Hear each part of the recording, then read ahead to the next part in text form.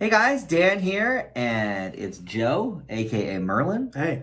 And it is time for Dan's big movie.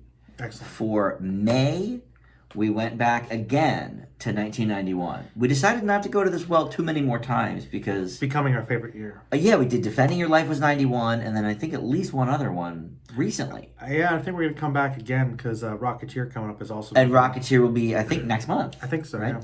Yeah. So we are going to talk about Thelma and Louise. Which apparently, Which neither of us had ever seen before. And I didn't know the ending. And I spoiled the ending because I thought it was common knowledge. Apparently, and he didn't know. I should have known it, and, but I somehow missed it. I felt like an idiot. But well, it's just because you're always like, no spoilers. I'm like, well, I know what happens. I don't like spoilers. It's true. It's so okay. That's why I felt bad, because I hate spoilers. I only knew the bit from The Simpsons, and that was it. Yes. So that didn't really tell me anything. A great parody. It really is. Actually. Yeah. And we talked about a few different things to pair it with.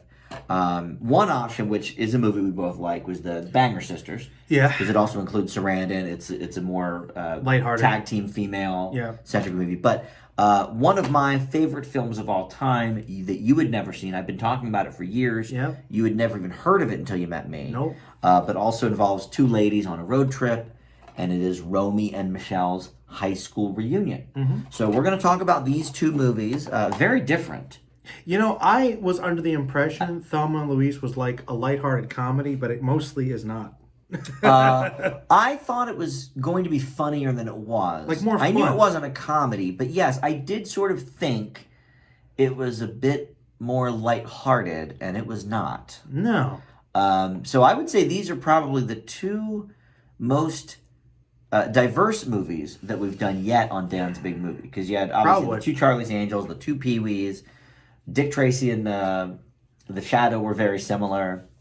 Slevin and 30 Days of Night at least had the heart-neck connection there. Mm-hmm. But these are quite different. Yeah, well, they're just two women close together on kind of a road trip. Yeah. And that's about it. Lifelong friends. We know that about them. Female empowerment, I guess. Mm-hmm. That's about it, really. Yeah. Two ladies on the road. Yes. And two very different takes on that theme. Yeah. Tonally and otherwise. So I did spend some extra time today with Thelma and Louise. Commentary. I listened to a good 40 minutes or so of the commentary with Sarandon, Davis, and the writer, Callie Corey. And I did watch the alternate ending as well. Mm-hmm. Which, by the way, we should say on Dan's Big Movie, we really talk about these movies in depth. So spoiler heavy.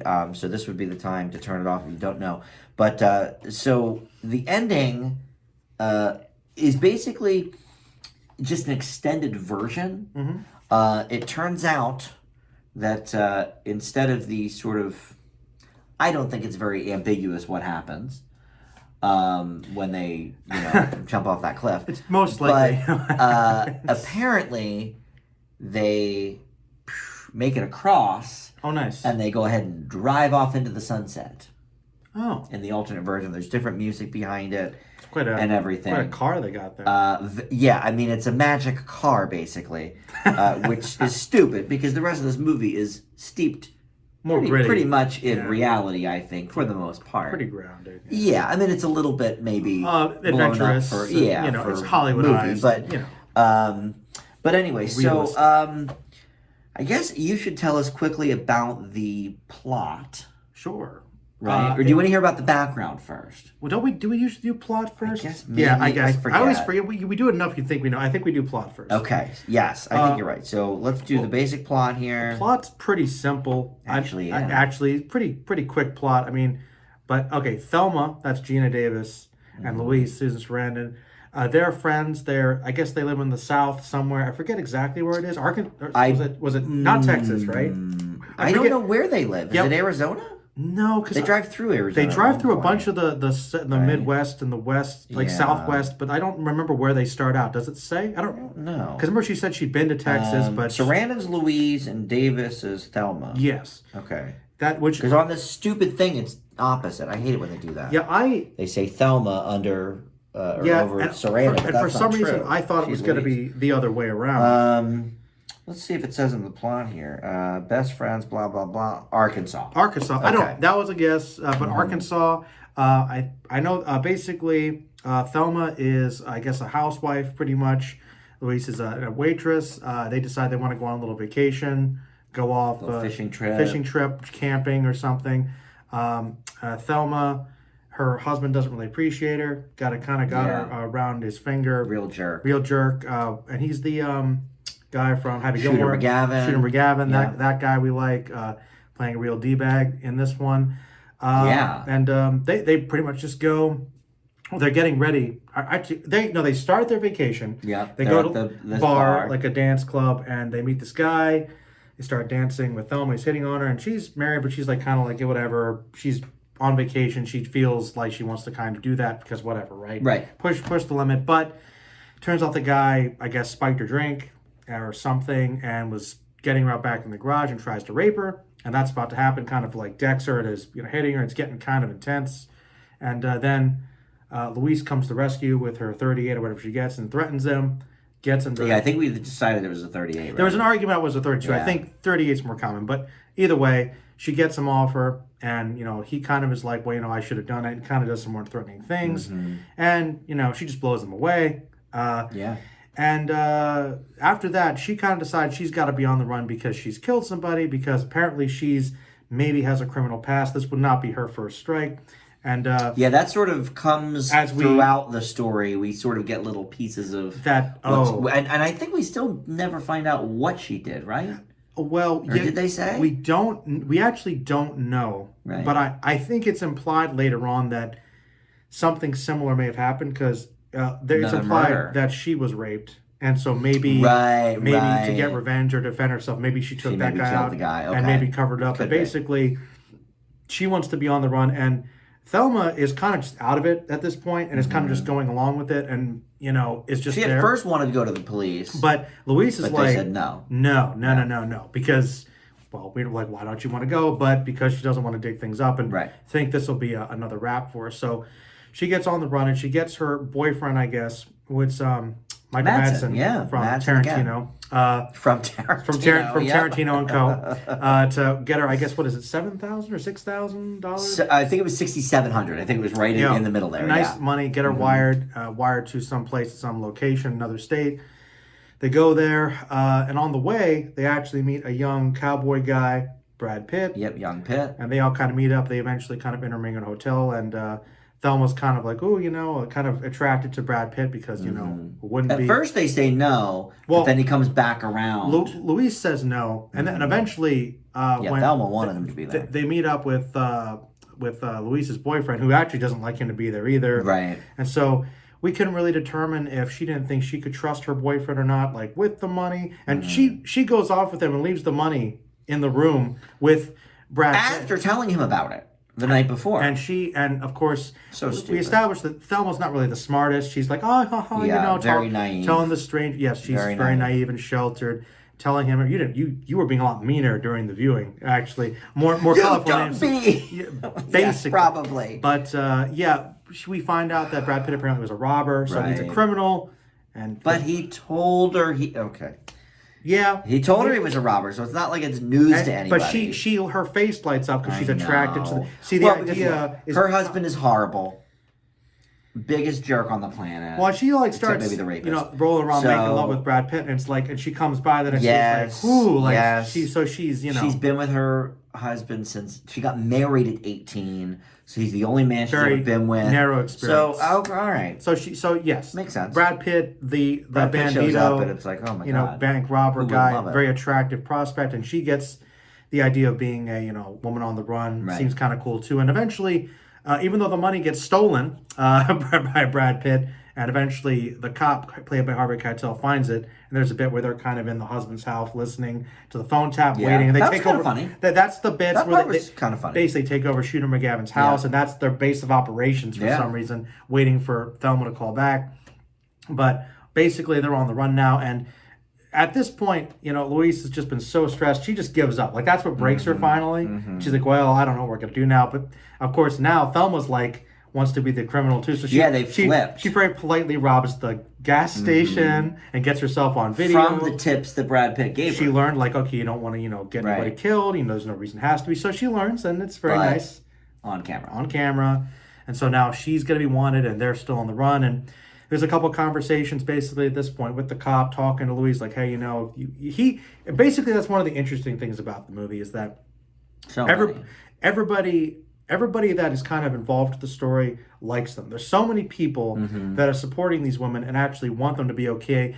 Even the cops are like... Yeah, Keitel's like the head of the cops. The agency, the state police or whatever. And he's like, he knows these women based upon the story of Thelma almost getting raped, and it was kind of a self-defense thing that maybe they could get out of it okay if they come forward. And like, they just keep digging themselves deeper. And it's like, he's calling her and saying, hey, like, come forward. Right, like, I know I want to help you. And he's really like, and it's just very unusual to see a cop, pursuing the criminal and actually really being on their side. You don't see that a lot. And you believe him. And it's like, I feel like a lot of, especially now, now it's a lot more even forget it now with, the whole cop thing, but even like 10 years ago, whatever, it was still like anytime in a TV show or movie, a cop was like, oh, I'm on your side. Like, you can trust me. It's like, it's always played off. That's a lie. That's like, a way they're to just get screwing you closer. over. Yeah. But I don't know about you, but I believed him. No, I did, and I think that's really established with the waitress that they met at the club. That, like, say, I know this guy, he was a creep. This is probably how he was going to end up.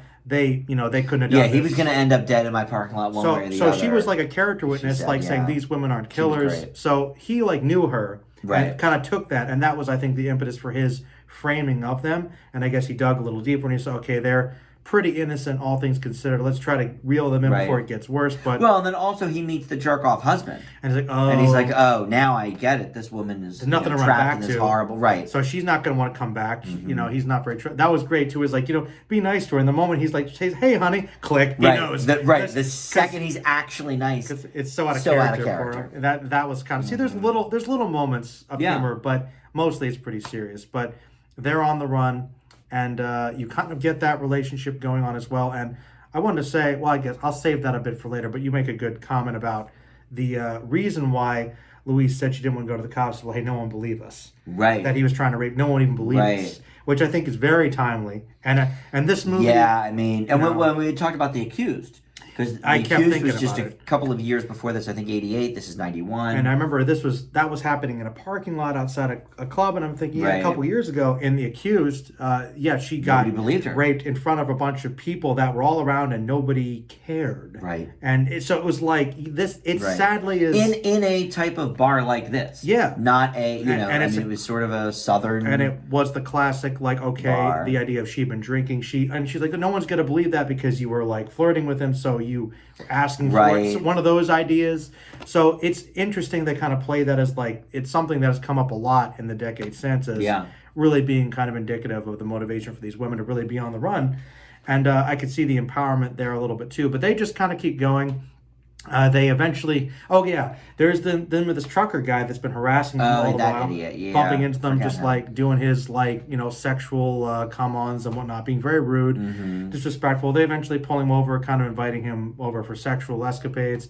But then they say, no, you should apologize. We know what's really going to happen. He's going to get his comeuppance, and then they just take his hat and they shoot at him, and they blow up his truck, which was great. Now, was that stupid, though, or smart? Because, of course, I mean, it was hilarious. I loved it. But, of course, it led the cops right to them. Well, here's the thing, though. But at that point, were they trying to... It's a good moment for the audience, but you can kind of tell at this point they're both getting deeper and deeper into this idea of being... they're really unraveling. On the law against them, like whatever. Like, she even mentions, well, maybe we're not going to get out of this alive. Maybe we don't want to. Right. So, they blow it up, and... After blowing it up and locking a cop in the car and leaving him in the desert. They did that too. And it's like, okay, so they assaulted an officer, they blew up a truck, and then after that, chopper comes in, machine guns come in, 100 cops come in. Everything, yeah. Keitel's trying to be like, no, don't do hold it. your fire. Like, right. So, and then, you got that final thing. And before Keitel can, do his interjection thing, there's a thing that might affect the grade. And then they kind of say whatever, and they floor it, and then they go off the cliff. Hold and their hands. Hold hands together and kind of fade to white. Some flashbacks, then it's Marge. Yeah. Yeah, it's Marge again. It's curtains for them. All right, so what a movie. Good movie. Why did we never see this movie? It's another one. You were a little young, I guess. you were like really young when this was out. I was a baby, yeah. And it was R-rated, so I couldn't watch it. That's for sure. I mean, I was like 12. It's for me. It's another one of those. You've got gaps, and it's just things you wouldn't necessarily seek out, or it just wasn't rented or bought, so it didn't come my way. I think on top of that, my perception of what the movie was. Maybe not want to seek it out more. Like if I knew it was about two women on the run against the law, and there was more. Did you just think it was chick flick? All I knew about it was these two women together driving out in the desert, and I guess one of them met Brad Pitt. I thought it was a much more laid back movie. I had no idea about the guns or the violence. Did you think it was more of like maybe a romance with the Brad Pitt thing? Yeah, it was like two women finding themselves in the desert. I thought it was and. Maybe they made out with some guys. I just was like, I don't know. When we when we were doing Film Fanatics back in the day, we did a top 5 Brad Pitt movies. Mm-hmm. And so I watched a handful of Pitt movies that I hadn't seen. Mm-hmm. But I didn't watch this one just because I figured, well, he's kind of supporting. Like I wouldn't, even if it's a great movie, I wouldn't maybe. So I watched 12 Monkeys. I watched. I had seen 7 by then. I forgot, but I watched like 3 or 4 of them that I had never seen before, where he was the star. He was the headliner, and so I just thought this one, sort of fell by the wayside for that. And it's weird because we both really love both of these women. Yeah, Sarandon Davis classics. We decided Sarandon has no, except for maybe this, but we've decided Sarandon has no A+ movies, right? We'll talk about our grade for this. But we looked at her filmography. Well, we love both of these people. Yeah, she's an actress that I like in some of the movies I've seen her in. Mm-hmm. I really like Rocky Horror more than you do. Yeah, I'm not a fan. But I don't think I give it an A+. Right. So I don't think so. Yeah. Gina Davis. Davis, of course, Beetlejuice for me. And you've not seen League of Their Own either. That's a possible A+ too. Gina Davis. No. I don't think so. Yeah. I don't think so. So it's like I like them both, but I don't know if they've ever been movies that quite match them. Yeah. Oddly enough. All right. So let's talk about the background of the film. Mm-hmm. So before we get into really our reviews, we've talked a little bit about some of our opinions, but trying to hold some of it back. Callie Corey, this woman that directed it. Yeah. Known for music video producing. And she wrote the script based a little bit on her own life, which I don't know what that means. Maybe take just from loveless marriage. Road trip. I don't know, road trip.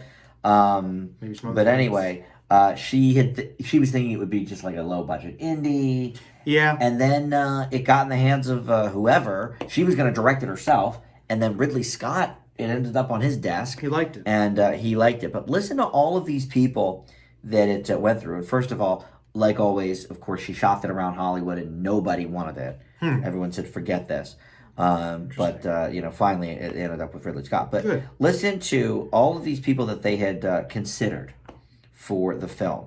So originally it was going to be Michelle Pfeiffer and Jodie Foster. And of course, Pfeiffer, this was would have been right before Catwoman. Yeah, Batman Returns, yeah.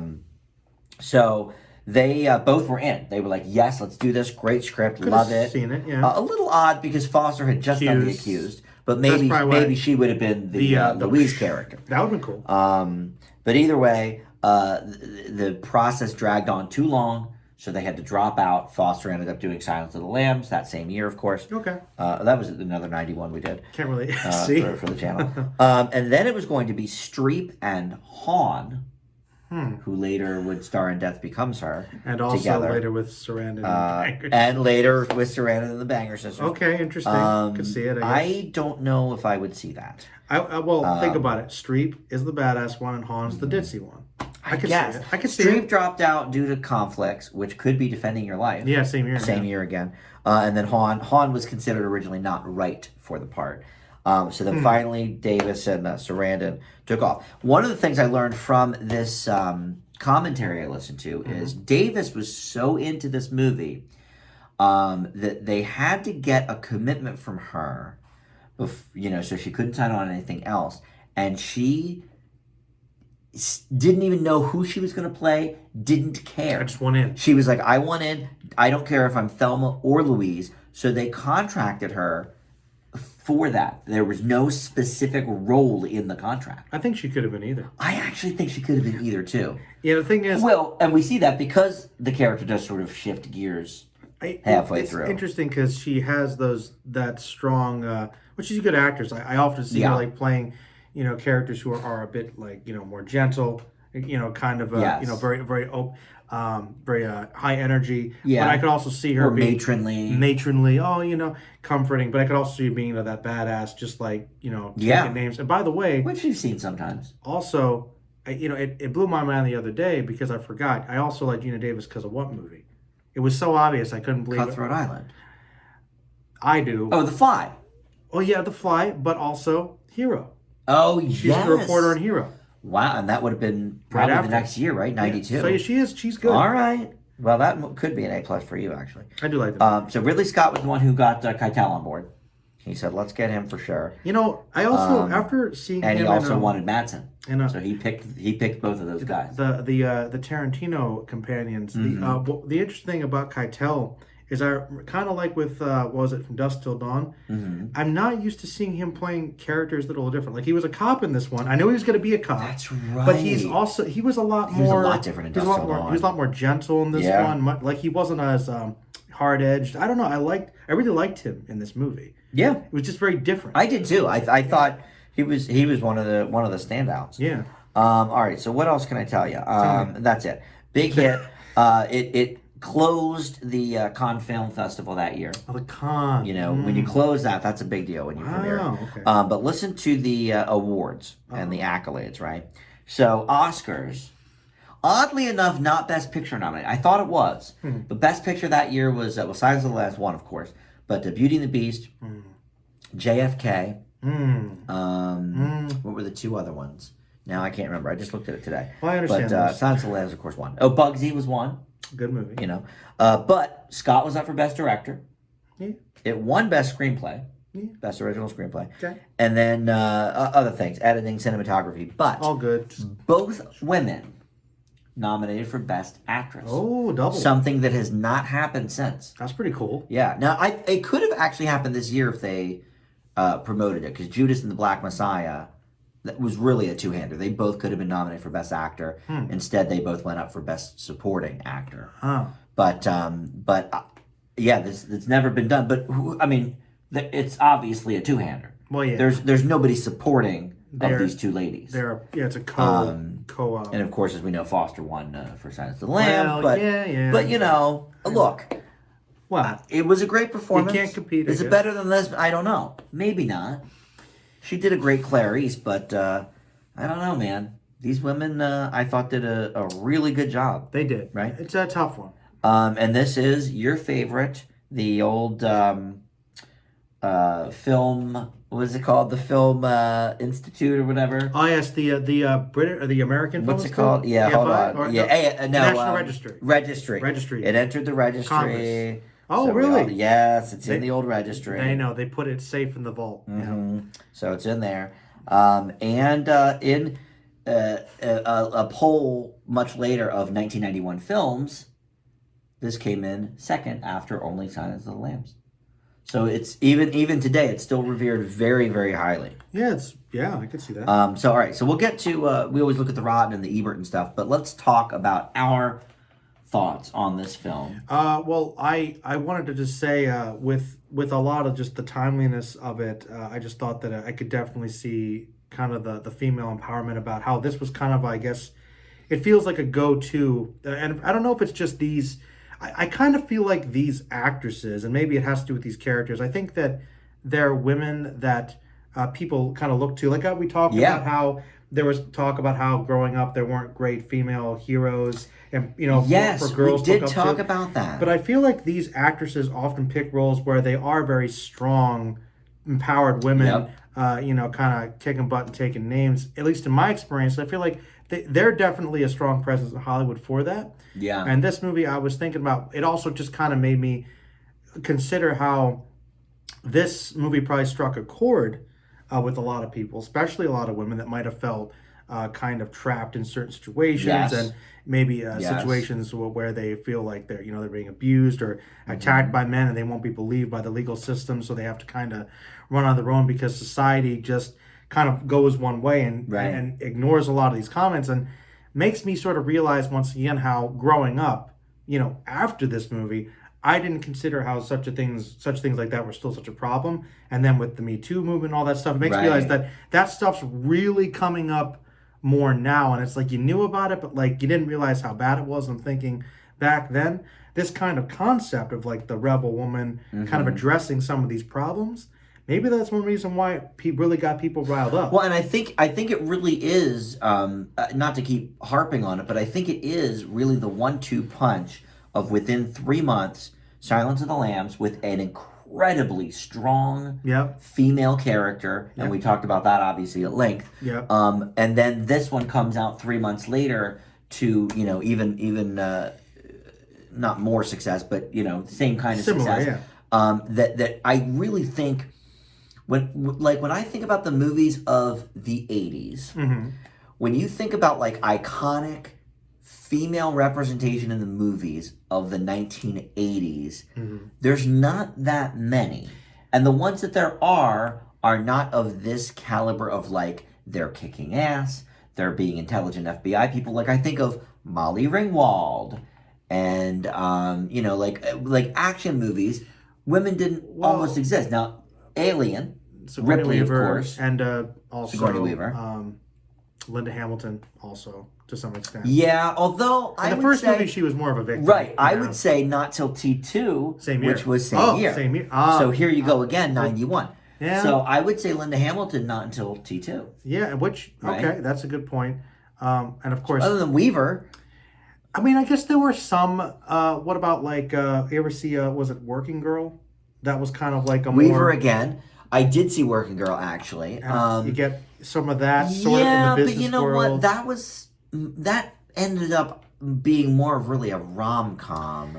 Well, okay, so and we did have a bunch of those. Like Diane Keaton, she was in this movie called Baby Boom that was a big hit. Good movie. Oh, you've seen it? Okay. With maybe I showed it to you actually for Phil Fanatics. No. Well, maybe right. Wait, I think maybe I did. You know, single mother, having it all. You know, that whole thing, and that is fine. That's another way. But again, that's a romance. Like here, it's not like tough. Here, you know, like Silence of the Lambs, heavy. Linda Hamilton.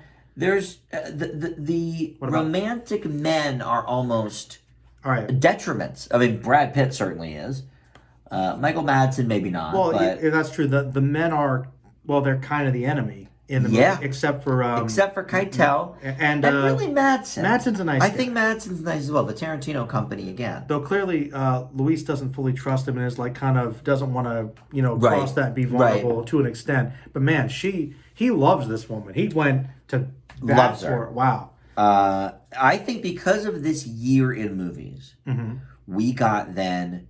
Wow. The rest of the 90s had so many strong female characters, both in action movies and in dramas like Silence of the Lambs, that I think is more of a drama. Yeah. But, you know, you had League of Their Own, which I know you haven't seen, but, you know, obviously very female-centric. And I'll throw Sarandon out there again with The Client. She's the lawyer. Sarandon with The Client. That's good. Foster with Contact. Yeah.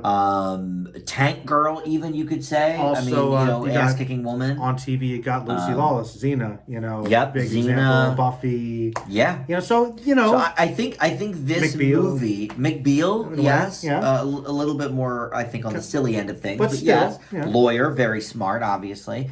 I think movies like this really catapulted that. I think this one more than the others because Foster, was with Hopkins. Hamilton was with Schwarzenegger. You got a man there. Yeah. These women, they stand on their own. Stand on their own, yes. But together, holding the hands.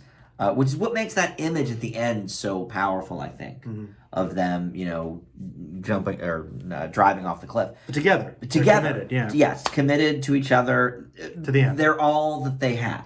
They felt. And maybe Keitel, but I don't think they were at that point, they couldn't have done it. They were too far gone. Mm-hmm. But that's true. They were devoted to each other. And that was like one of the frustrating things about watching it for us was like half the movie we hated Thelma. Because she was, in a way, whiny. Her being a bit victimized and also being naive and making dumb decisions. We're like, Louise is the badass, and we're wondering she's almost like held back by the person that, in a way, kind of like the impetus for what happened was what sparked her, Louise. Yeah, I mean, the whole thing was, you know, I mean, started if she didn't by like get put real herself drunk in the with that situation, guy, and of course she got drugged, but it was like in a way, Louise was like blaming her for like if you listen to me, because she's always established her, to be honest, like looking after her and being the bigger sister, sort of more matronly. So she almost like kind of holds that against her a little bit at first, but then there's kind of that transformation, which you kind of wonder.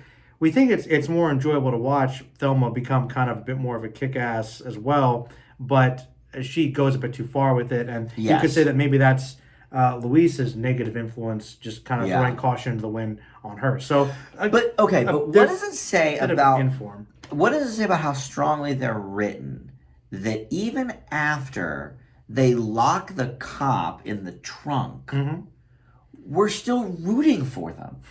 You know what I mean? And I'm not a cop hater. You know, like it's whatever. But it's how it's presented. I mean, and that's the writing. But I would argue it's very strongly written especially for a newcomer. But I also think it's really the performances. There's a certain charm that they have, that they're being kind of laid back about it. They're kind of throwing jokes. You know, like when we laugh when she's holding the cop at gunpoint, and she's like, well, you take care of your wife, my husband didn't take care of me, look what happened to me. So it's like, I think it's because they kind of realize they're in this ridiculous situation. They're not taking it completely seriously. Well, and that's the other thing. So like the comedy doesn't really even start until 40 minutes in. The comedy 45 minutes in. Comedy is perfect for a drama because it's very natural, and it's the result of each situation. That cop scene again, like when she's like, "Oh, shoot the radio out," and she shoots the actual not the knobs, not the cop radio, right. the cop radio, not the actual radio. And that's funny because but at the beginning of the movie, if they had tried that gag, wouldn't have worked. It would have been forced. Yes. And it wouldn't have worked. Well, that's also true that you see that neither one of them is a professional criminal. And that's also why it works too, is because they're kind of stumbling into it. They're not criminals. Right. And that's another reason we believe it. Like, they're making it up as they go along. Yeah. That's kind of why it's funny, like making mistakes. It's also sympathetic. It is, because we can see ourselves in that situation. So that's another human thing to relate to. That's good writing. So, Ridley...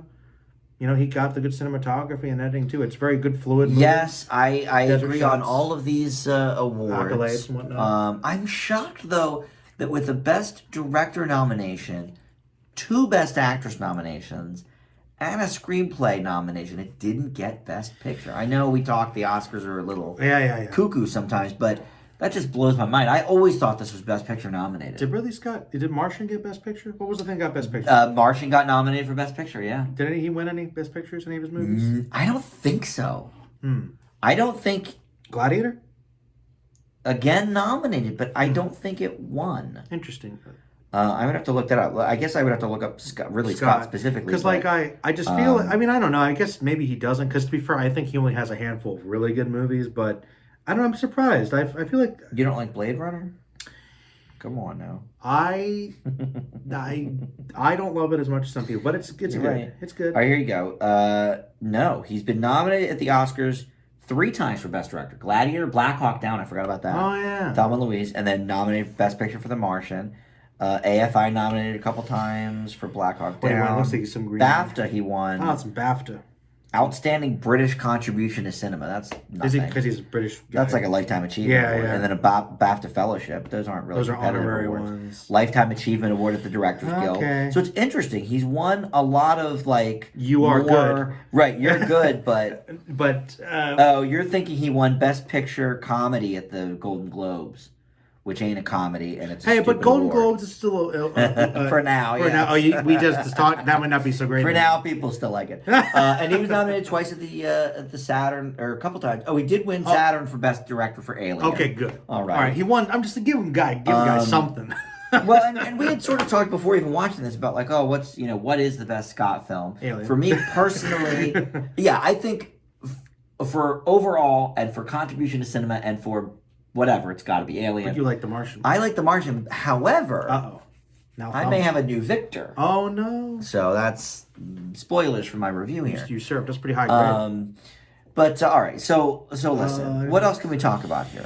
Great performances, of course. Like the side. Oh, I like. Oh, what were you going to say about the? Okay, go ahead. I'm sorry. I'll keep it in my mind. No, go ahead. Okay, what were you going to say about Keitel's speech at the end? Oh. When you were given the synopsis, you said you were going to hold your thought about something about Keitel and his speech. Oh, well, my only real issue with the movie was kind of the ending. Is that right? Yeah. And it has to do with Keitel specifically. Oh. Yes. Okay. Running up to them and trying to stop them? I would have been fine with that, but I thought that was a bit over the top, and the slow motion was painful. I didn't care for the slow-mo. And I'll be honest, when they drove off into the cliff and it does a freeze frame... And then it cuts back to the happy memories. I was like... That's a classic. No. Yeah. That did not work for me. And that was like, wow, you almost had me. That was not good. I'm sorry. But that's it. That was what I was... Okay. I thought... I was like, no. That was so cheesy. I didn't like it at all. I don't disagree with that. Maybe that's a... But I do have to say, in the early 90s... Was that common? I feel like that was probably more commonplace. I guess... Especially because let's keep in mind. What about a fade to white? Well, with flashbacks. I don't love that. How it was no, I don't love it. But let's keep in mind. Okay. Ridley Scott fought to have that be the ending rather than them actually making it and driving off into the sunset. Now, which would have been worse? I don't know if I like the jump. The sunset, I can't do. I don't know if I like the jump, but I would have been okay with the sunset. They still do the jump though. They jump, and then somehow their magic car makes it to the other side. If it hadn't been as big of a dip, like clearly they would have, like if it wasn't it the Grand Canyon, something like that. It was the Grand Canyon. This giant chasm. Yes. But if it hadn't been that, if it had been rewritten to like a conceivable jump, and then they cut, and then they're there, goes to fine, they're on the run. They would have had to scale everything down though, because it has to be that big of a chasm and a jump for there to be that many police cars, for the helicopter to be up there. Well, I don't know. Well, here's the thing. They didn't, when in the cut of the film we watched, they didn't show what was on the other side. Like, could there be... I guess that's true. So that's my only problem with that. It's like, you know what? If they had like a last action thing where it was conceivable the car could have made it and they drove off, I would have been fine with that. Yeah. I would have been cool with that. Or if it was the Chitty Chitty Bang Bang car this whole time, the crossover. Best twist. Now, I'll tell you what. No. That would have been a good twist. It would have been very Ridley Scott. It's actually Blade Runner the whole time. Their three cars, they were actually both replicants. Yes. That would be a great crossover. Well, all the Ridley Scott... like Blade Runner more, actually. Ridley Scott movies were all connected, don't you know? I forgot. So, yeah. I forgot. All right. I can agree that is it's corny. That's my only problem with it. Well, can I tell you something without spoiling my grade? You don't care? No, I do. Okay. It's is it something probably else that bothered you? No. I was just gonna say it's probably the one thing that keeps this movie from getting the highest of the grades. Well, that's literally what I was thinking, because I don't like to look for things, but this is a classic true romance. There's just one scene that really freaking bothers me. Yes. All right. Well, look, we have another movie to talk about. So we'll go to the Rotten, we'll go to the Ebert. For me, because of that scene, and I don't dislike the ending. I don't like how it was killing executed. themselves. I don't dislike the hand holding. Yeah. I don't even dislike Keitel.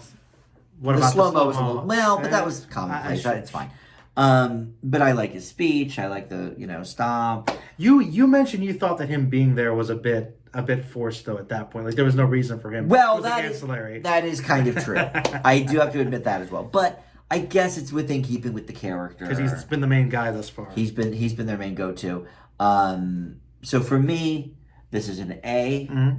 I do believe it ranks not maybe quite up there with Silence of the Lambs, but I'm trying to think of other movies from '91. Beauty and the Beast, it maybe isn't quite as good as that, but it's better than all those other movies I mentioned. Like the fact that I've never seen Bugsy, but all right, it's about the same as Bugsy. You love a good Bugsy. I do, but you do. Bugsy is kind of long. All right, it's a bit long. It's about the same. I mean, Boys in the Hood is also great, but I haven't seen it in 30 years, so who knows? I haven't seen it in a long time. But I think this is definitely one of the best we've seen for Dan's big movie. Absolutely. Especially for not really knowing. I mean, we knew it was quote unquote great, but we didn't know much more than that. All right, so let's look at the Rotten here. My guess is it's very high. I'm going to guess 97. 6%. I'll go 93. 93, all Why right. not? Ooh, 85. Oh, geez. Much lower than I thought. For popcorn. And 82 on the popcorn. Some haters. Some so, men. Some men are threatened. You know what? It could be. Anti-feminist. It could be. Should we look at the rottens or the freshes here? Couple fresh, couple rotten. Okay, couple fresh. Unexpected delight travels at top speed to the Grand Canyon. They are at the Grand Canyon. Okay, wow, they're dead. Thelma and Louise is a rare thrill, a gleefully offbeat road movie in which two women, instead of the usual footloose fellas, who is writing this? Bad. It's a woman though. Oh. Exult in the heady freedom of America's lonesome highways. Sure. I will admit we don't see movies with two women. We talked about this. Yeah, that's true. Yeah. Feminist justification that the script provides for the heroine's behavior doesn't make their actions any less preposterous, but you can recognize the crudeness of the movie's narrative devices and still have a great time. All right, let's look at a couple of these rottens from the critics. I want them to say freeze frame at the end. Yeah, like the ending is too cheesy. Like that. If director Scott intended to picture a growing sense of female triumph, he failed miserably. I disagree with that completely. I'd like a little more description. Yeah. Any movie that went as far out of his way to trash women as this female chauvinist sow of a film. What? What? Ralph wrote it. Oh, as this female chauvinist sow of a film does to trash men. Oh, okay. Okay, I see. Okay, I'm big shocked that was written by a man. If the only way a woman can light up the screen these days is with a .38 caliber pistol, isn't that just another form of subordination? Saying it's weak, great. That's BS. I mean, I love it when women have guns. And and that just goes to show what a sexist mind thinks. Like, you gotta give the woman a gun. I swear to God, if you looked up, some Schwarzenegger or Stallone movies from this guy, I'm sure he loved them all. And to be fair, how best many of the best? Usually they right, like they don't always have guns. Right. So forget that. All right, let's go to the old Ebert. He loved it. Come on, he had to love it, right? Yeah. You never know though. That's true. 2.5 probably, right? A little bit of a stretch on the narrative devices. I would be surprised if this is less than 3.5. Yeah, I think he probably liked this one. I imagine he did. Yes. Oscars loved it. Yeah, I would think. All right, let's see here. All right, Thelma and Louise review. Siskel and Ebert. This is from Ebert. It had to get 2 thumbs up, I'm sure. Oh, 3.5. Nice, very. All right, 3.5, and of course that classic Polaroid in there. In the expansive visionary tradition of the American road picture, celebrates the myth of two carefree souls. Blah blah blah. Could be a Western. Actually, yeah. Western, yeah. Here you go. What sets it aside from the great central tradition is that heroes are women this time, working class girlfriends. I mean, it does. It makes it different. Very different, I think. All right, well, I agree with that. All right, so let's talk about our next feature. Again, very different. Very different. They do go on the road. They do. It is about two lifelong friends. Romy and Michelle's high school reunion. And actually, they are traveling to Tucson for the reunion. So they're both Arizona. Yeah, very interesting. You had never heard of this. You had never seen this. Nope. I was worried. I really was, you were a little worried. Building up because our good friend Justin hates it. And I just, everyone I know that has seen this movie, this holds kind of a special place for them. But they all sort of watched it in college or whatever. I have no attachment. But right from the back, it says 2 thumbs up, very funny, and original from Siskel and Ebert. So they liked it. Here we go. So let's talk about the plot synopsis of this movie here. All right. Well, you got Romy and Michelle. Yes. And which one? Sorvino is Romy. Sorvino's Romy. And Kudrow is Michelle. Lisa Kudrow is Michelle. And they're these two women who they're close friends, much like Thelma and Louise, but perhaps closer because they went to high school together and they pretty much just lived with each other. Yeah, I'm not sure if we knew how long Thelma and Louise knew each other. They're friends now, but... Like, in high school they met and were friends, I guess. Were they? Yeah, because they flash back to... No, I mean in Thelma and Louise. I don't think in Thelma and Louise we knew how long they'd been friends. I don't know if they've been friends that long. Yeah. But the point is, in this one... No, here, clearly high school. They grew up in high school at least, and after high school they lived with each other for like 10 years, because it's coming up on the 10-year reunion, and they're really into fashion. I think it's Michelle. Michelle wants to be a fashion designer. Tries to make clothes. But she's basically been living with Romy, who's working at this car dealership. They'd go to clubs and stuff, but they're all like, we're not married. We don't have these big jobs. And, you're still living with me and not, doing anything. Yeah. So, they're kind of just wondering what's coming up. And as their high school reunion's coming up, they're like, we want to go out there, but we don't really want to go out there unless we can impress people. Mm-hmm. So they basically have to make up a story. After their plans of trying to get boyfriends and new jobs fails, they're just like, well, we'll lie about it. And they'll come up with, they'll say that they invented Post-its. Classic. And they kind of, when they're driving there, they kind of have a little bit of a fight. Big fight, I'd say. Basically, where Romy says that Michelle wasn't, that her fashion designs weren't that good or something. Fashion designs weren't that good, and then she's like, well, I'm prettier than you, that's why you couldn't get us boyfriends. So I'm the Mary or the Rhoda from Mary Tyler Moore. So they're like, kind of like, they're kind of going at it there, so the fellowship breaks.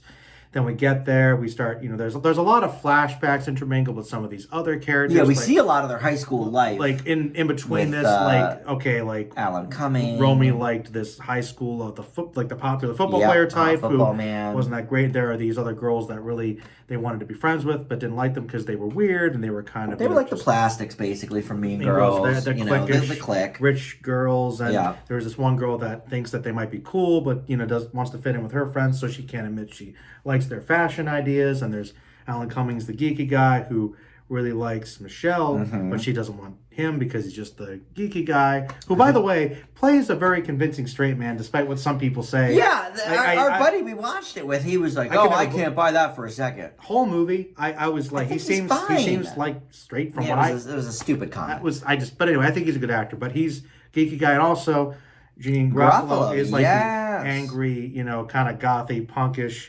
Daria Boner type who just hates everybody. And there's also the girl that's in yearbook or school paper. Yes, Cameron Manheim from the practice. Always clicking. Snapping the pictures. Hello, everybody. Always happy. Those are the characters. Okay, so we're going to meet these people again. They get there and Romy and Michelle have had this fight, and then it enters dream sequence, which goes on too long. And all right, we'll talk about it. We'll talk about that. But then after that, we realize that that's a thing. And they basically get there and they try to pull off their lies, and it doesn't work. It doesn't really work. Well, first nobody cares. Well, nobody cares what they did. First nobody cares, and then Garofalo shows up and blows their no, I know the guy that invented Post-its. I learned about it in business school. Whoops. And then the head of the lady. All those women are pregnant. And she got married to the football guy, and so, oh man, you guys got married. She kind of just makes fun of them at the school, and at this point, Romy and Michelle say, hey, we're going to be friends again. We'll just be ourselves.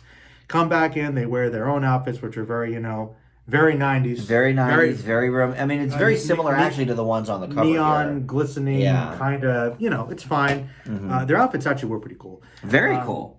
Great fashions. And then Cumming comes in on the helicopter. Cumming comes in because he was wealthy. He became rich. And he was all like... Which was also part of the dream. If your definition of success is, it depends on what you think it is. If you got this, house, 20 houses. That was probably my favorite joke in the movie. Of 24. But basically, essentially they win in the end. Everybody, gets together. Oh, yeah, that's right. Jeanine Garofalo always wanted to get with this, hillbilly guy that wouldn't give her... Well, she wanted to get with Alan Cumming, but... Well, she did. But he was... But... everybody doesn't want to be with... Everybody wants to be with somebody else. Yes. So, but she eventually... The guy she was always giving a hard time to, the Texan guy, actually finally gives her the light after not giving her... Turns out he kind of liked her. He kind of liked her, so they get together. Everybody gets together, except for Romy, but it doesn't matter because she kind of is like, her own person. She's happy. And she's going to, get with, hang out with Michelle anyway because their package deal. Yes. They do the big dance, fly off in the helicopter. Yes. And they eventually have their own business, their own yes. Their own at the end of the movie, we see and Jeanine Garofalo has become their friend. Their friend now. Because really in high school they had no friends. They had each other, best friends. Yeah, everybody kind of wanted to be friends or get closer to somebody else, and no one ever did. It's classic. But they even talk about how they were their own clique. Like they weren't just any together. of the groups. They weren't in the A group. They weren't in the theater kids. They weren't in the jocks. They were their own clique. But at the end, now they realize, well, we can have other friends or whatever. So, all right, what did you think of the movie? Because I can tell you, I can run off the mouth about it, but I don't care what I think because you're the one who's new to it. We know I love it. Well, I think, you certainly laughed a lot. I did laugh a lot, but that's because it was so terrible. It's like one of the worst movies I've ever seen. No. Now you're just doing bits. No, honestly, here's the thing.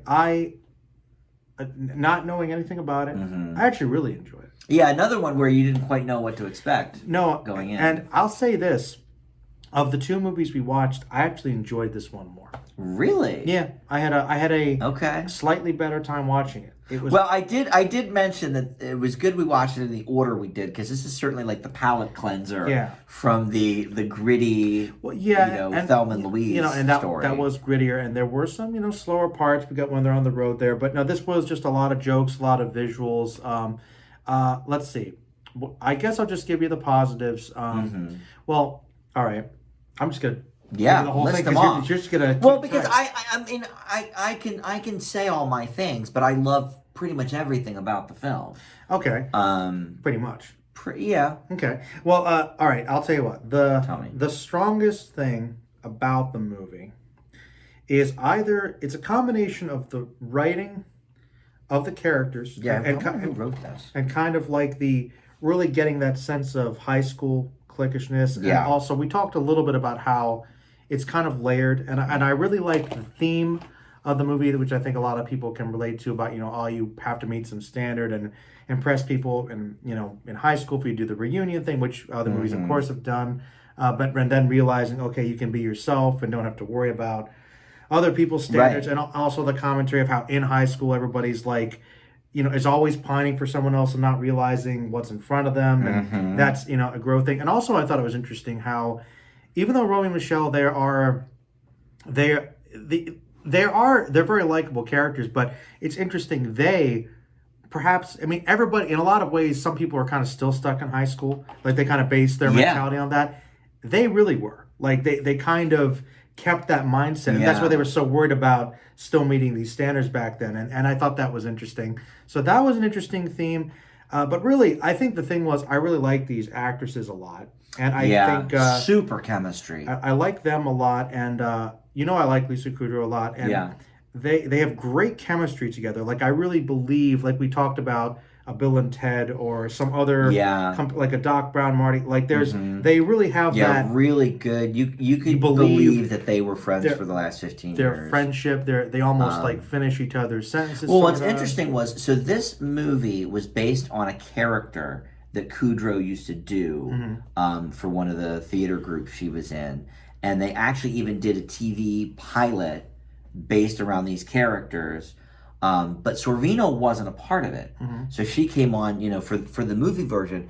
But I mean, she fit right in with that chemistry. Interesting. And I think that's really the big strength. And there's also just like for me, there is just something so sweet and likable about these actresses, these characters. I really liked them. Yeah. I found them adorable. And Michelle is. Maybe a little ditzy. Yeah. But I don't think she's stupid necessarily. No, I think our buddy made a comment about how this is kind of what you like too in the Legally Blonde verse, where her friends, like they're kind of like that. They seem a bit ditzy, and they focus a lot on fashion and like the makeup and stuff, but they know what they're talking about. Yeah, I mean, I think these ladies could be seen maybe as a template for that sort of Elle thing. Woods. They just seem like they're that group, but I really liked the story. I loved all the supporting cast. Everybody was good. Everybody was one of my favorite Garofalo performances out of many. No, she was great. I love her. But the thing I thought about after watching it was it's one of those interesting things about movies is I think there's that sweet spot of like you want to add all this energy into a character, into this particular scenario, and make it believable, and still make it a little bit of a caricature, but not really. Like it's like almost like a Freaks and Geeks, where you could say that they're blowing it up, but it still seems very believable. Grounded. Yeah, like I believe in people that you know and people that you've seen. The movie pops, but these people, I felt like all these people existed. Yeah, like the whole thing seemed very believable from a high school experience. I think they're a little caricature. A little. Especially like, okay, Alan Cummings' character. Of course, being only 10 years after high school would not have, I think, all of this. Although Zuckerberg, I guess it happens. Yeah. But, okay. You've hit on so many great things. Got a few more that I want to dive into. So continue. I've got everything in my brain here. I mean, that's probably the main thing. Okay. But I think what really kind of sold it for me, though, what pushes it over, is that the movie itself isn't very competently well done. Like the shots are really good. There's really interesting transitions. We talked about that. The transitions into the yearbook and out, like they were really cool. I loved the transitions. They were having a lot of fun with the editing of this movie. The music was good for 80s. Yeah, like the flashing light at the club transitions into the broken light above Romy at the car dealership. They did a lot of stuff like that, which I really thought was cool, and there was a little experimental stuff there. Well shot, well edited, and also just the costumes, like that these women are supposed to be fashion people.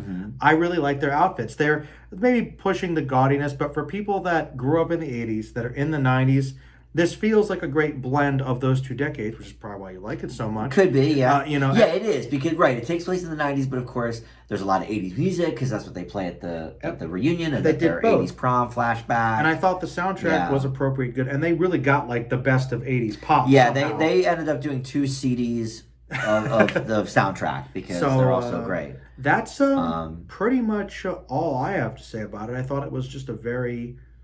very good movie. Well, you'll be happy to know that this movie was directed, and I think this is why we see a lot of clever things in here, by this guy, David Merkin, who worked for years on the early years of The Simpsons. And he also worked on a great early show called Get a Life with Chris Elliott, which is one of my favorite, way before its time shows. And so he directed here. I just looked up the writer, Robin Schiff. I don't really recognize her. I don't know much about her. But... okay. So one of the things I think that makes this movie so near and dear to me, other than hilarious, all the things that you said, is that realization that Michelle has at the end of the movie, where she tells Romy to snap out of it, and she's like, look, until this reunion came up, until, you started, complaining about our lives, I actually thought our lives were great. I love spending time with you. I love doing what we do together. I love making my fashion. I love whatever. And, I thought high school was great too, even though it was just us against everybody, da-da-da-da-da. And I think maybe this is why it resonates with me so much, because I had a great time in high school, and most of my friends didn't. And there's various reasons why, but I could have easily had a horrible time in high school. I came out in 10th grade. It was the 90s. Like, it wasn't cool. But I just had a blast. And I feel like, maybe I'm not quite as ditzy, but I feel like I relate with the Michelle character, because I sort of just, march to the beat of my own drummer, whatever. And so I thought that was a great realization at the end of the movie there.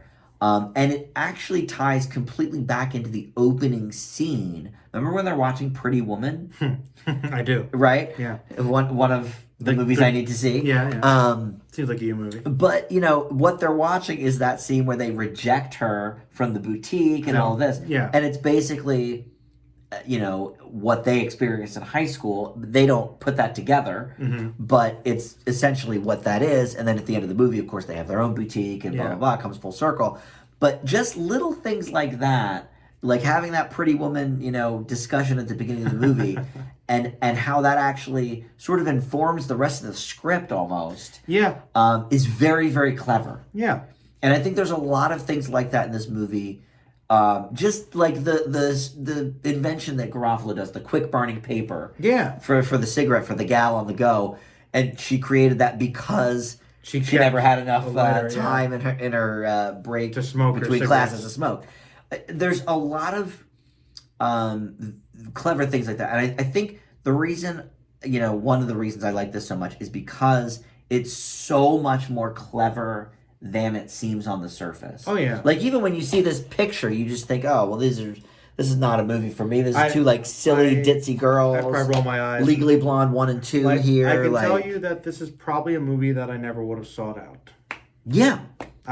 Looking at that cover, why would you? Judging movie by its cover, I'd be like, okay, I get what this is. I'm sure it's fine, but I'm gonna pass. But not for me. And, yeah, but it's so much more clever than that. It's not exactly the same thing, but there's kind of almost like it's very cleverly written and a little satirical. It kind of reminds me of another one of your favorites, the Brady Bunch movie. It's kind of like that. That's, you know what? They're stuck in the 70s. Romy and Michele are kind of stuck in the 80s. Much like the Brady Bunch movie, I made an assumption about that movie for years. Oh, I get it. It's just the Brady Bunch movie. Pass. Right, I get it. But I didn't know the bit, and it's actually smarter than I gave it credit. And that came out probably 2 years maybe before this. But that was sort of that era in the 90s where, you had a lot of more... maybe not even straight satirical, but like a little more tongue-in-cheek, more biting sharp satire, sharp wit. Simpsons, Simpsons. And, I don't think you've seen it yet, but Reality Bites is also I'm sure it's coming sort of up there. Another Garofalo favorite of mine. The run of Garofalo movies. I mean, so you had Reality Bites, Truth About Cats and Dogs, which I think you still also have not seen. No. Her and Uma Thurman. You have this. You have Mystery Men, and then you have her co-starring in the Ben Stiller sketch show. Of course, her great film Big Trouble. And okay, well, that's beyond, I think. What's the one with Dennis Leary though? I even like The Matchmaker, where it's the Irish rom-com with her and Dennis Leary.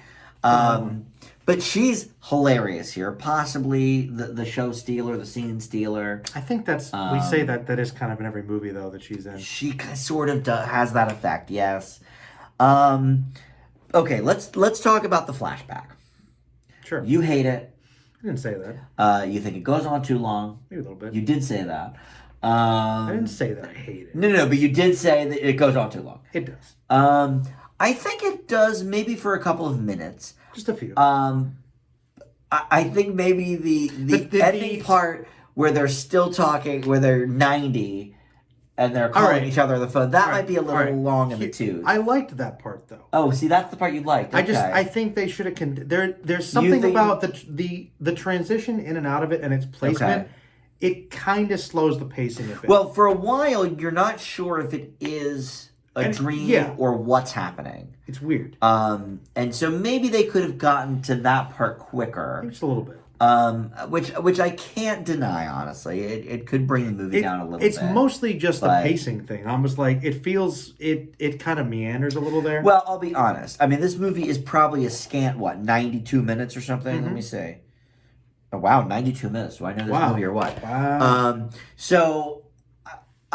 I think the plot is probably... Like, whatever. No, I'm going to say the plot is probably... A little light? A touch thin. But the writing's so sharp with the characters that they do a lot with, but even summarizing it, I realize, wow, that they get there, that is kind of just the movie. Yeah, I mean, it's pretty... It's a lot of exchanges. Easily synopsized. But, so I think maybe...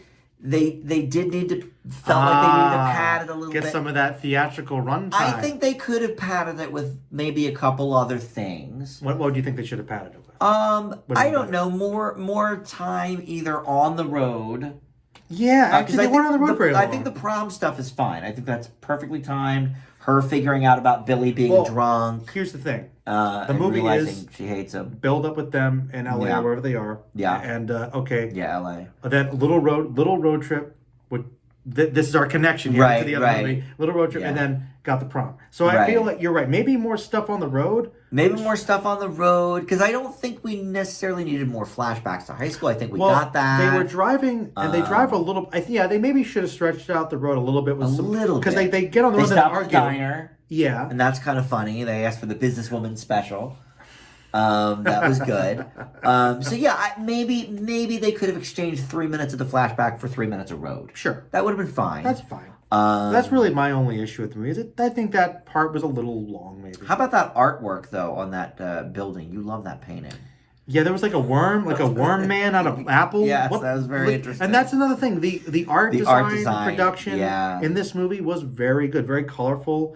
I feel like, and like I said, I believed those women knew fashion. And I believed it. And their outfits were cool. They had a couple different ones when they did the Madonna ones. Yeah, that was great from the 80s prom. Those were good. All right, now let me ask you something that I think maybe you also had a problem with, but maybe forgot about. Well, then you shouldn't tell me. I know. Uh-oh. But I think it's worth talking about.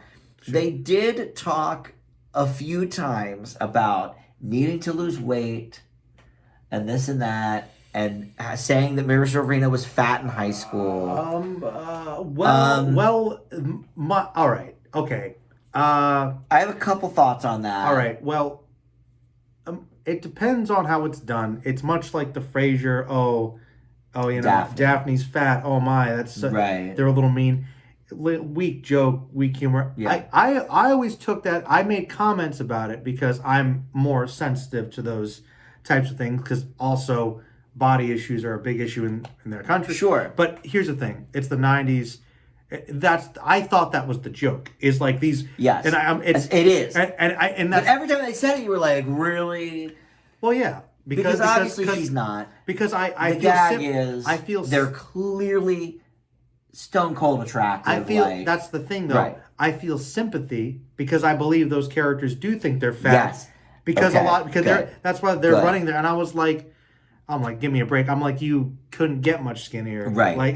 Good. So that was why I made that comment. It's more like, because I get the mindset. It was very believable. Right, because I don't think it's there to make fun of heavy people or anything like that. I think... No, the one lady... Cameron Manheim is a large girl, yeah. They didn't use that as a joke. Right, that's right. She was funny. Her only bit was, hey, Toby, F off. Yeah. From Janine Garofalo, but... which also that kind of had a nice ending. And that was they put a nice pin on that at the prom, or at the reunion too. And it was kind of funny. She's like, man, everybody kind of, it gives somebody a hard time in high school, but nobody cared about me. I never even had that effect. No, the girl that she always blew off, who wanted to be her friend. I always wanted to be your friend. I looked up to you. She's the person that thinks nobody cares about her. She was still elevated on a pedestal by somebody else. Everybody was. And that's high school. That's what we learned. Somebody looks up to somebody else and they don't realize it. Everybody doesn't see the value, which is such an adolescent thing. And it's funny, when we talk about the great high school movies, you don't really talk about this one because there are 28 in it. But really, because of all the flashbacks, and then going back to that reunion, seeing all those same people. It's like half a high school movie. It is actually kind of half a high school movie. And they realize at the end of the day that that one girl that sort of liked their fashions in high school but couldn't say anything really did like their fashions today, and she works for Vogue and this and that. I swear I've seen that actress in other things. We looked up her thing. We've seen her in a few things. But I liked her. She was cool. Yeah, she was great. And she was like, "Oh yeah, I'm the Vogue woman, so I can say their stuff's good." So I do think that. Yeah, and the falling apart of the clique right in front of sort of Romy and Michelle's eyes. Yeah, and once they kind of told her off, her friends didn't even want to be associated with her. Right. And then we learned that her marriage is actually a sham and it's all a lie. He's not happy to be with her. The man's cheating on her. You think that in high school they have the happy ending, and really they're gets more complicated when you get older, I guess. Yeah. So yeah. All right. So look.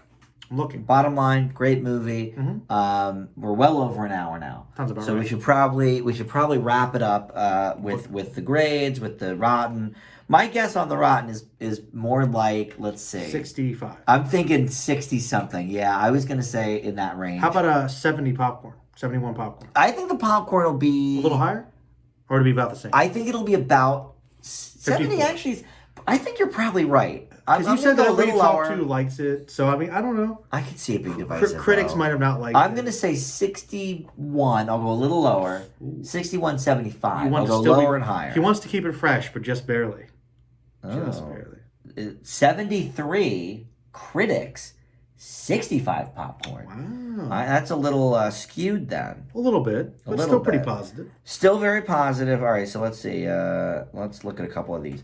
Call it Bill and Ted. Somebody said that.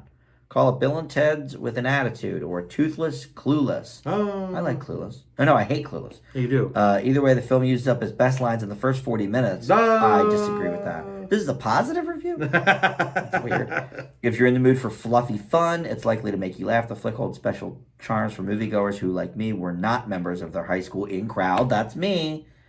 All right, let's look at some of these negatives, I guess. I like that the one has quote not available, like they gave up. Because sometimes when they do old movies, they get confused. All right, let's see. The movie's charms are frustrated by meandering direction. Maybe one or maybe with the flashback. For all its bright moments, 91 minutes, well, it's 92 minutes, turns out to be more than this joke can sustain. See, I think this is a very layered movie, actually. I think there's a lot going on. I think people watching it and thinking that are wrong. In a film whose lead characters try so desperately to be adored, it's disappointing that the overall effect should be one of indifference. Well, I was not indifferent watching it. But that's the whole point of the movie. They do try so hard to be adored, but then at the end of the day, they realize it doesn't matter. I feel like people check their brain out. Yeah. Maybe people didn't watch the whole thing. I don't know. Some of these don't even make sense. What laughs there are in the movie, and there are a lot of them, are mitigated by the rampant negativity. Well, there's some negative stuff. Maybe a modern view, I could see some of it, like you said. All right, let's see about Ebert. We know he gave it a thumbs up. Yes. So, we know that. So it's probably all right. That's at least like a 3, right? 2.5? I would think it would have to be a 2.5 to be positive. A positive. Let's say. But they didn't give it way up. Well, no, sometimes they say way up, and he didn't do that. A hard, strong thumbs up. But we'll see here. Romy and Michele's high school reunion. We didn't do our grades. 3.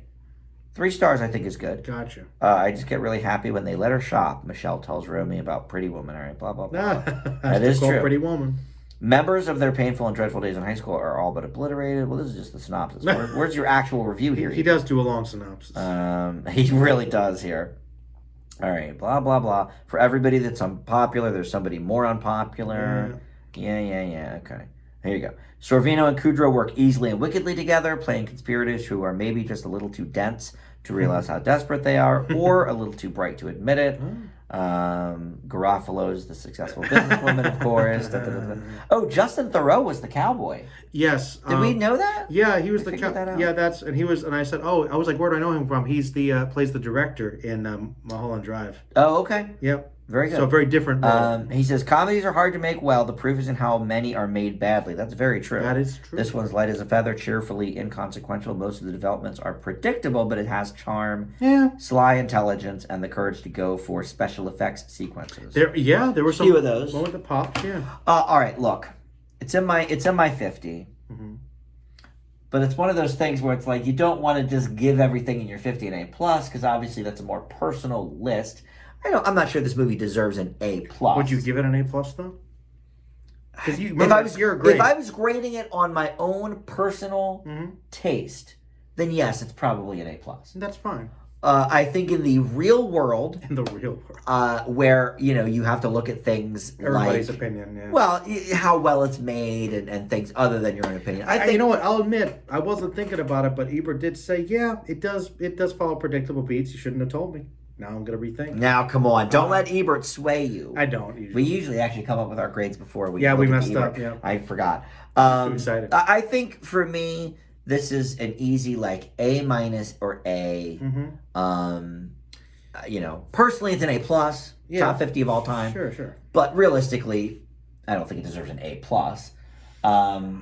So what say you? I mean, honestly, I think A- is probably pretty solid for this movie. A- should be a pretty good grade for it. I mean, but really for me, I guess Ebert's right. It's a predictable movie. No, stop. Well, look, my initial thought was literally, with the exception of that dream sequence being a little long, I didn't have any problems with the movie. Yeah, there's no issues, right? So I actually, is it an A? I give it a solid A. All right. Well, then I feel all right giving it an A. And honestly, if it hadn't been for that dream sequence, like I said, I enjoyed it more than Thelma and Louise a little more. I thought it was consistent entertainment. I had a good time. Well, and Thelma and Louise is a little over 2 hours, so it could maybe that's part of it. But Ridley Scott doesn't. He doesn't do short trim.